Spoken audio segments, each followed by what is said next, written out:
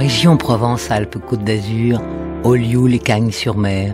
Cagnes-sur-Mer et Olioul, deux cités qui auraient pu se contenter de faire les belles avec un passé glorieux, mais qui ont décidé d'exister en pariant sur la création et les artisans.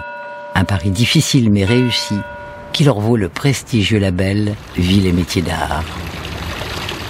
Les Oliviers, une ville leur doit son nom, Olioul, la cité des Oliviers, dominée par son château médiéval, fière de son église Saint-Laurent, pur joyau du style roman provençal, et de sa fontaine du même nom, du style Renaissance, présent partout à Olioul. Le cœur de la ville est constitué de portingues et de portiques, et c'est ce lieu que la ville a choisi pour favoriser l'installation d'ateliers et de métiers d'art, avec un impératif, la diversité, comme le montrent les créations exposées en la galerie de l'Olivier. J'y ai trouvé le bonheur de vivre dans cette ville d'Olioul, une municipalité qui est derrière les métiers d'art et ce n'est pas un vain mot.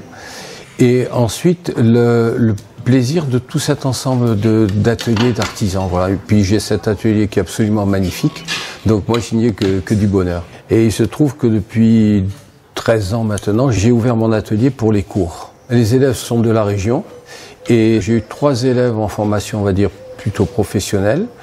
Et sur ces 3, il y en a une qui est installée dans le métier. Mon travail, moi, c'est le travail de la terre, avec des modèles vivants. Quand la pièce finie en terre cuite me plaît, je vais à la fonderie avec la sculpture et je la fais couler en bronze. Certains sont arrivés attirés par la politique de la ville, d'autres déjà installés y ont contribué par leur présence, comme Pierre Dutertre. Un jour, j'ai rencontré un vieux potier, qui était déjà vieux depuis très longtemps. Et on est allé visiter une carrière de terre, et il a mangé de la terre. Il goûtait la terre. Et il m'est arrivé de voyager grâce à mon métier. Et j'ai rencontré des potiers, en Chine, au Japon, qui goûtaient aussi eux-mêmes la terre. On ne parle pas la même langue, mais on avait le même feeling avec le matériau. Aujourd'hui, on fabrique une céramique qui est émotionnelle. Les gens n'ont pas besoin de ce qu'on fait, mais ils en ont peut-être besoin pour avoir du plaisir. J'ai travaillé dans des poteries traditionnelles. Il y avait un côté passéiste qui me plaisait pas. Je suis pas dans le passé, moi. Je suis dans le jour, dans le truc de faire, et l'avenir, je sais pas comment il sera, mais je suis plutôt dans le jour, quoi.